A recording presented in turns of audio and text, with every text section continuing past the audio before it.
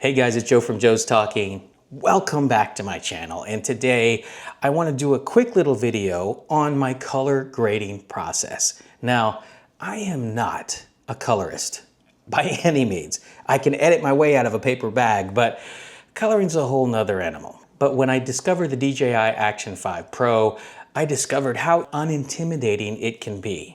So in my videos, a lot of people comment, hey, what did you do to make your footage look so good? How'd you do this? Did you shoot in auto? I figured I'll just do a quick little video on my color grading process. The very dumbed down, very simple version of my color grading process. So a lot of people comment, hey, what do you mean by throw a Rec 709 LUT on there and you're good? Well, I'm gonna show you what I mean. So I'm gonna use a software here called Ecamm Live. I am using it on a trial version because I am very cheap and I don't want to pay for it. So guys, just bear with the Ecamm Live logo. I apologize for that. Boop. Okay, here I am in the Ecamm Live software. This logo right there it is. That logo has to stay there. You know what? It's there just in case you guys are interested. If you can't remember, ecamm.live. If you want to do tutorials, I'm guessing this is a great piece of software. I got this idea from, I think it was Premiere Gal. Premiere Gal, do you guys follow her? Great channel. If you're editing in Adobe Premiere or you like Adobe products, she's a great person to follow. Let's do that. I'm in Premiere Pro. I'm here in the bottom right here. Okay. Now this clip here, I shot a while back, right? Okay, now I think I'm in sun. All right, this is the 32. So this clip I shot in D-Log-M. D-Log-M footage is a flat color profile, which means that it needs more care. It needs more color or saturation or contrast or whatever. Now, what you can do is you can just throw this Rec 709 LUT on top of it. That's easier said than done for some people. And those of you who are just starting out, they're like, well, how do you get a Rec 709 LUT? What is a Rec 709 LUT? All you do is in Google, you just type DJI Action 5 Pro LUT. Now, if you type that in, this comes up. DJI Action 5 Pro D-Log-M to Rec 709 LUT, because I shoot in D-Log-M. Now you click on that. This is the DJI Action 5 Pro D-Log-M to Rec 709 Vivid LUT. Now this is the LUT that they provide. So you can actually just upload it from your desktop. That's the easy thing to do. But what I like to do is bring it into my Premiere Pro so that it is always there. I'm gonna go to Premiere Pro here. I'm gonna go to Options. You still following me down here at the bottom? Options. I'm gonna go to Show in Finder. I'm gonna go to the icon here, Adobe Premiere 2025, right? I'm gonna go to Show Package Contents. Okay, then I'm gonna go to the Contents folder. I'm gonna open that up. And then within Contents, you have Lumetri. There's a Lumetri folder, so go into Lumetri. And then I go here and I see LUTs, okay? Double click on that. Now, I would consider this LUT a technical LUT, all right? So I would put it under technical here. And then once you get to this particular folder, the technical LUT, you drag the DJI Action 5 Pro D-Log-M LUT into here. I'm not gonna do it because it's already there. It's right here. There, can you see it? DJI Osmo Action 5 Pro D-Log-M to Rec 709 LUT v1.cube. It's a cube file. Color LUTs are cube files. Okay, so once you do that, you go back into Premiere Pro. Now, mind you, if you go into Premiere Pro, if you do this while your Premiere Pro is open, you're probably gonna need to restart.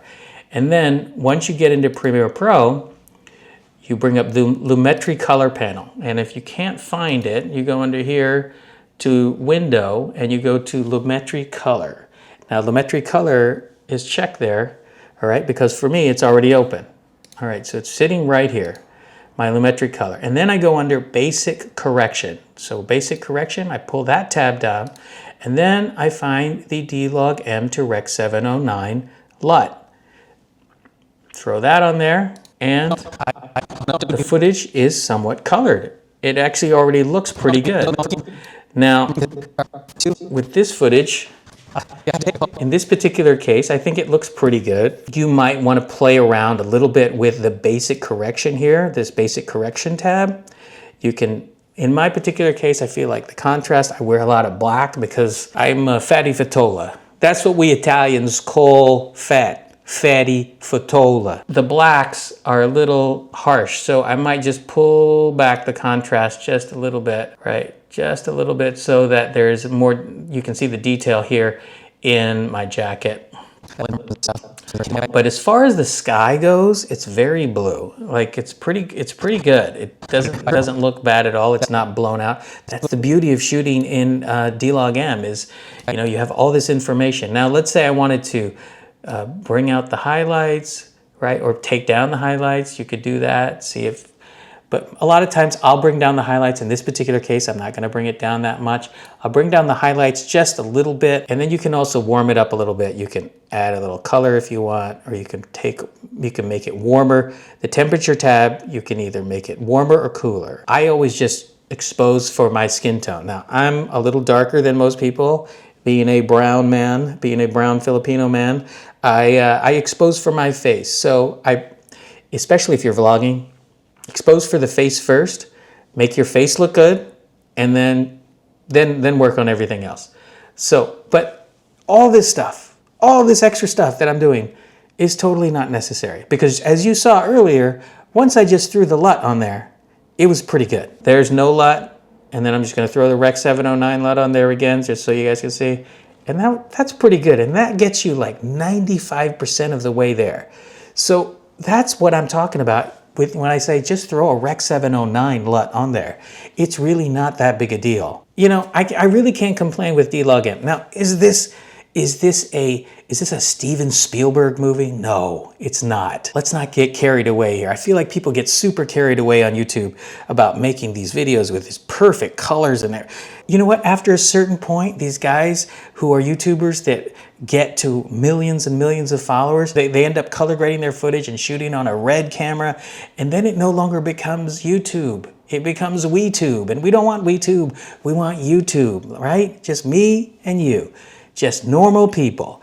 Okay, well, that was it, guys. Now, some closing thoughts, some things I just want to say. And by the way, I am shooting this tutorial on the DJI Pocket 3 because I like the follow feature. I figured if I'm going to be a talking head, this will at least track my head. Okay, so one thing I want to say is that D-Log-M footage in the Action 5 Pro is much different from log footage on, say, something like this, the Sony ZV E1 or Sony a7S III. That stuff is even more flat. I will say that D-Log-M footage with the Action 5 Pro is pretty close already. It's just a little flat. And then you throw that Rec 709 LUT on there and it gets you like 95% of the way there, like I said. Coloring other footage like S-Log3 footage in Sony is a much harder thing, I would say. So, but what I like about this, those of you who are just beginning your journey making videos, is this is a nice little baby step to get you to that S-Log3 footage to familiarize yourself with the color grading process. So I know that not everyone edits in Premiere Pro, but those of you who do, I hope this was a little helpful for you. And if you're just getting started on your YouTube journey, it can be a little intimidating to use a camera and shoot and record and listen, 3 years ago, that's where I was, and this is where I am now. And I'm really enjoying making videos and learning about all this sort of stuff, and I'm just kind of sharing my journey. Am I an expert at all this? No, I'm a great editor. I make my living editing, so that I know about. But all the rest of this stuff, I am just learning as you are. But I figured if I share this journey and if I start showing you what I'm doing, then maybe other people can show me what they're doing and we can all kind of learn together. So one thing I wanted to say here at the end of the video is a lot of people have been asking me to do more videos about editing, my process and how I edit.